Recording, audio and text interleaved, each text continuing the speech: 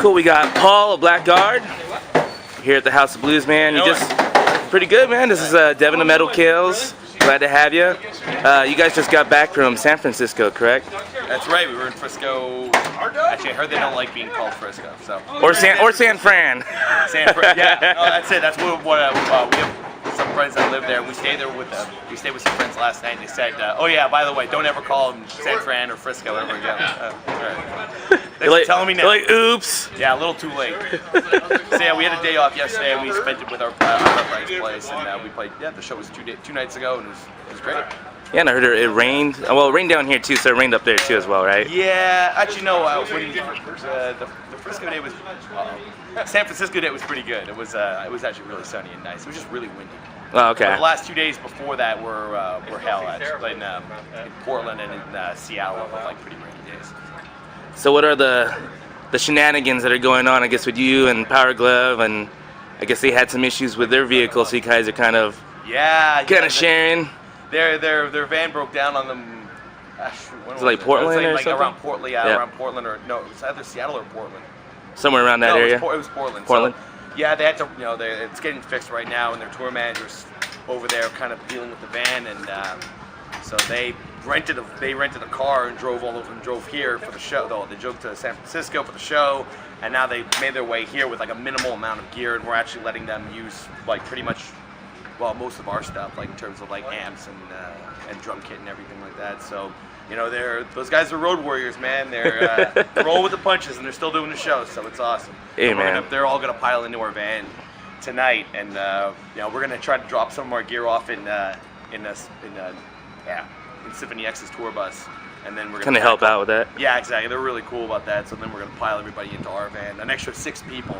Fuck. Into our already cramped van, and head over to Arizona tomorrow. And I heard you guys have been eating some In-N-Out and some Thai food out here, and among other things, and bacon and whatnot. Bacon strips. Bacon strips. Nah, I was just feeding off the catering upstairs. It's all I can afford these days.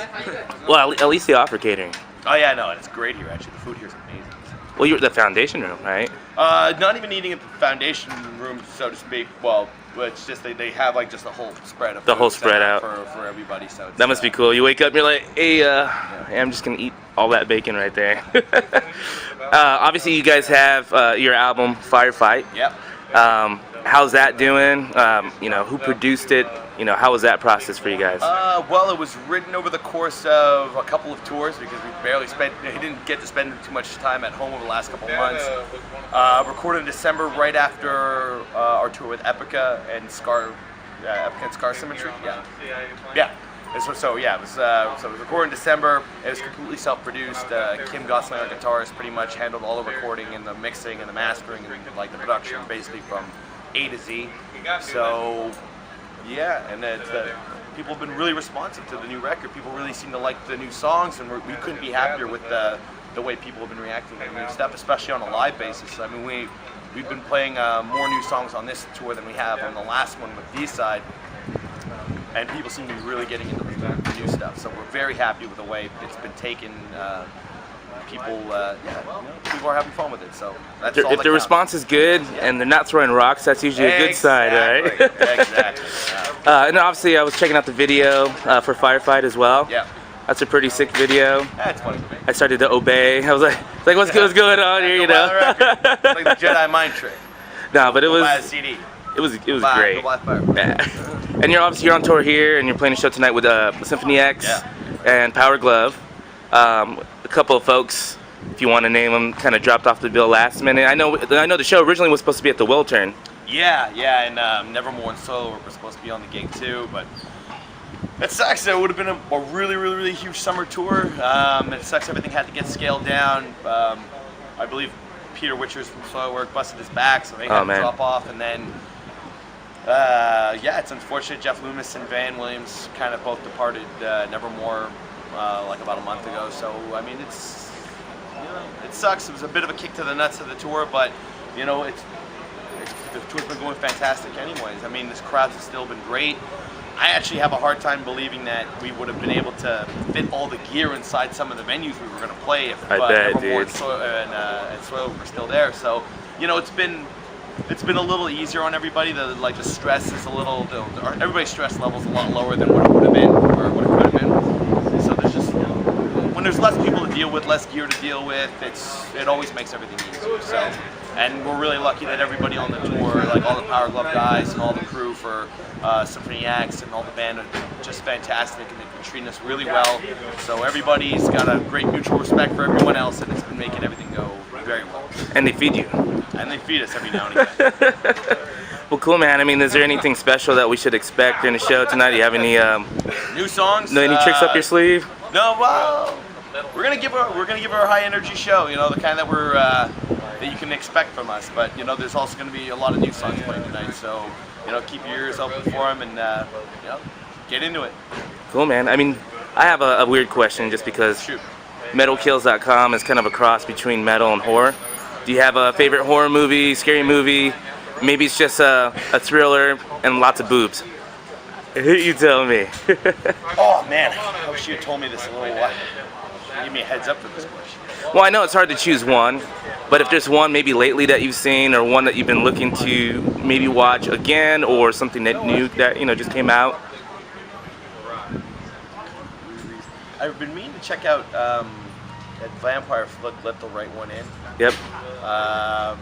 Which is a remake, I think, of an older like Sweden movie or something. I think it was a Finnish movie. Yeah. Somewhere in Europe. Something Scandinavian. Yeah, that's been. Are you more so into like those mind thrillers, the psychological kind of No, shit? not even. It makes me think too much. I'd rather not. So it just depends, right? Depends on what kind of mood I'm in. I don't know. You know what? It sucks. Like, just on the spot like this, I can't think of any. But like, I know that there's like a ton of horror movies.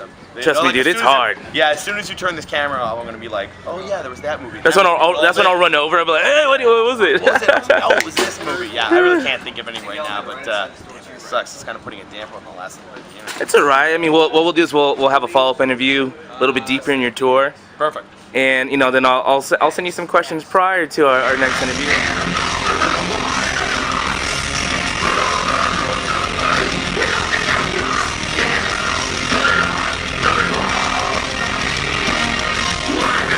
We're good. Hey, but I do have one last question. Actually, it's not a question. It's more so like a request. Shoot. It's kind of new, but the few folks I've asked, some have came out pretty good, and some have not. As far as doing your best metal scream or scary movie scream, whatever you prefer. But it seems like for whatever reason, when I ask vocalists like to do it, they kind of go, well, oh no. I did have an interview not that long ago, and the singer goes, well, it's not that easy to scream without like a mic in your hand. It is different. I know. You get used to being on stage and stuff. So, and he's like, if I had a little reverb and I had a mic, I'd probably do it in front of you. See, the reality of the situation is all singers kind of suck when it's dry like this, and it really takes all the studio magic to make us sound good because we're all talentless hacks. Well, how about this? Good old Scream Queen, Jamie Lee Curtis. Perfect, man. Cool, man. Throw up your horns and Metalkills. Kills.